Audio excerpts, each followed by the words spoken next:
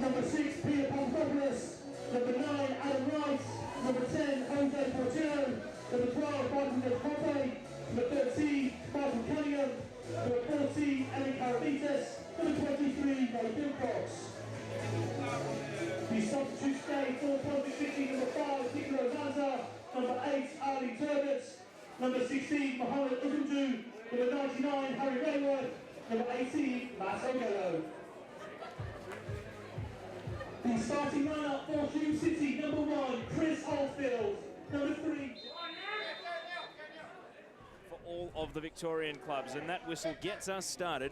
And the ball has sailed out for an early goal kick. Matt, before I go to the team lineups, Brunswick City coming off a fantastic result at the weekend, beating Dandenong City 2-1. So they'll come in confident tonight, albeit against a team that went all the way to the semi-final last year. About 10 metres from the top of the box, he's going to load up and have a shot, and you just see it swerve in the wind there, and it veered out to the right and then went harmlessly over the bar by a couple next to a corner flag, which is very much blowing over his shoulder and assisting the ball to swing in, and it was a header that goes over the bar, and very nearly Reshepi opening the FFA Cup, scoring Pegasus of State League 1 last week, so they've already taken a big scalp. They actually had an influx of Diamond Valley players 2 years ago, and they've seen them rise from State League 5 to State League 3. Let's stay with this free kick for Portillo. He's going to chip it to the penalty spot, and it's allowed to run through the penalty area, and it goes just wide of the right-hand post, and that was nearly the shock lead for Brunswick City. Oldfield was flying after set piece, and Coles in goal, shouting instructions. He's got his arm outstretched.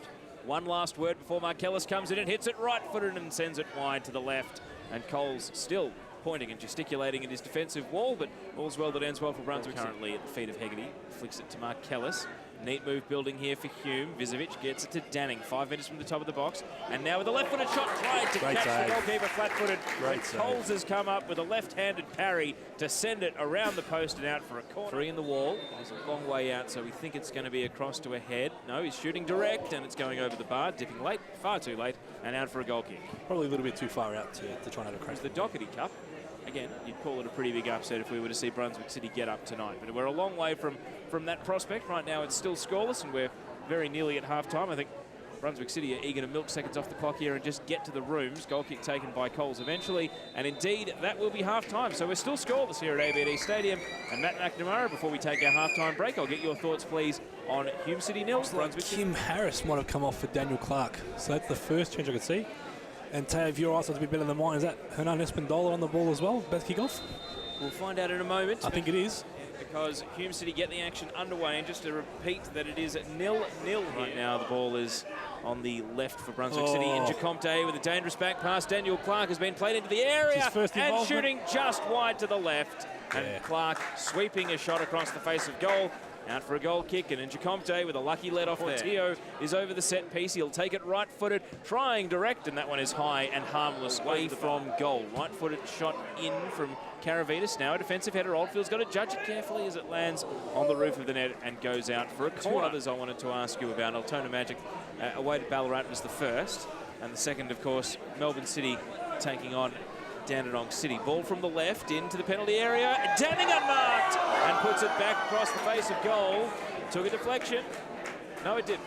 It's a goal kick. So should have scored. Let off for Brunswick City there. Danning had the goal at his mercy. South Springvale are the cup specialists, and you never know what can happen.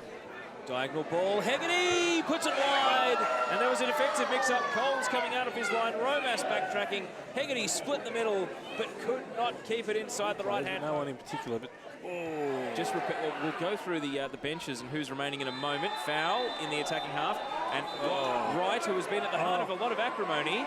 Franjic has been booked already once, and he's off. It's a red card for Joe Franjic for the foul. I'm sorry, that's a soft yellow card. That's an extremely soft yellow card. The only player on the pitch to have been booked so far tonight picks up his second, and in the 76th minute, Hume City are down to 10 players. Delays due to injury. Now a nice ball to Espindola from Clark to set him loose down the left. Espindola trying to sprint at this Brunswick City defence. Into the penalty area through the left, squares it, and it slides just wide of the post. A desperate last-ditch challenge from Fox. Able to deflect. Centre of defence. 50-50. Kanjo riding the challenge of Hegarty. Those two have history in this game. Kanjo now snapping at the heels of Vizovic, can't win the ball. And Vizovic with that reliable Great ball. plays a through ball. And now Espindola breaking into the area, one-on-one, and scoring for Hume City. You can hear what it means to the fans here at ABD Stadium. Hume City 1, Brunswick City 0.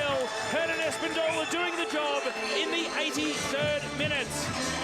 And Matt McNamara, he is just quicksilver Hernan Espindola. Too speedy for the Brunswick City backline on that occasion. And a great finish to clip it over the oncoming Wes Coles and put Hume City into a 1-0 lead. Well, it's a great ball. I think it was Viso who played a ball in behind. It's a fantastic ball, but Mario Gala getting caught there. That's, yeah, it's poor defending. But they've made them nervous, and well, Brunswick City are going to throw everything in an equaliser now. Portillo, 5 metres from the top of the box, trying to go his own way. Now at the top of the box and shooting and just wide of the target. And Oldfield may have had it covered with the angles there. It was always bending wide to the left, and it goes out for a goal now. I think Shabani gets his first touch. Vizovic through ball, and the gaps have opened here. It's Clark bursting into the box and lobbing in. Oh, wide. It's wide to the left.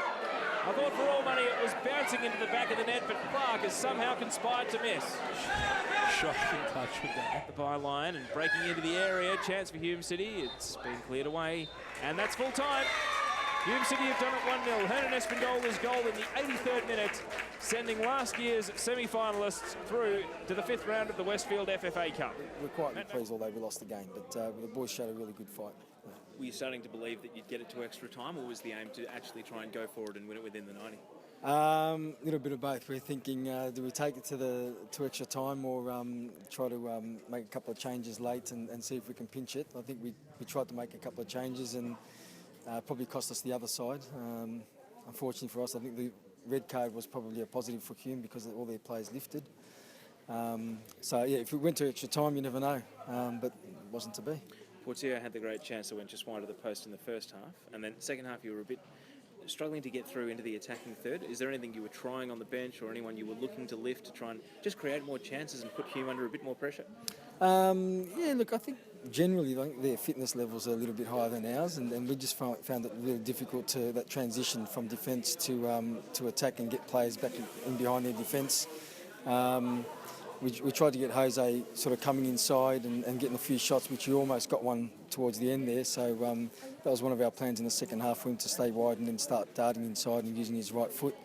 Yeah, look, I think just overall we sort of okay, sort of happy with it in the end. But like I said, we would have loved to have come away with a win and gone on to the following round, but wasn't to be.